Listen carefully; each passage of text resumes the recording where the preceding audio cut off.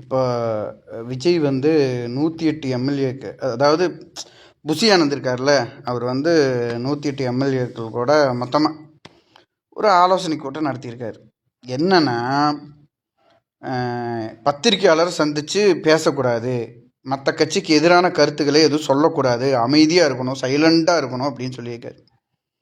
ஏன்னா எதையாச்சும் சொன்னோம்னா அது வேறொரு விதமாக பாதிக்கும், டிவிகேக்கு பாதிப்பு ஏற்படலாம். அதனால் ஆட்சி அமைக்கிற வரைக்கும் அமைதியாக இருங்கன்னு சொல்லியிருக்காரு. ஸோ அதனால் எல்லாரும் அமைதியாக இருங்கன்னு சொல்லிட்டாங்க.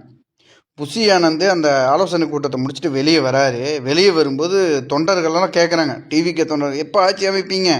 ஏன்னா அவங்கெல்லாம் வந்து இன்றைக்கி வந்து முதலமைச்சராக பதவி ஏற்க போகிறாங்கன்னு சொல்லி எல்லாம் வந்துட்டாங்க கிளம்பி, பாவம்.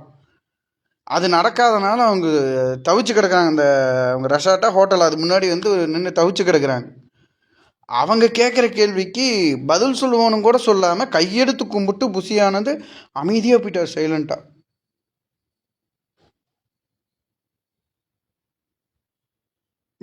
அமைதியாக இருக்கிறது எவ்வளோ எரிச்சலாக இருக்கு. ஏங்க எப்படிங்க ஆட்சி நடத்த முடியும்? Very bad. ஃப்ளைட்டுக்கு டைம் ஆகுதுல்ல பிரதர், நீங்க ஏதாவது சொல்ல வேண்டியிருக்கா?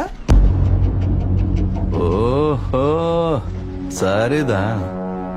அங்க நம்ம இளவரசனுக்கு பேச வராது, இந்த இளவரசனுக்கு பேச எதுவும் இல்ல. செம்ம ஜோடி, சைலண்ட் மூவி சூப்பர் ஸ்டார்ஸ்.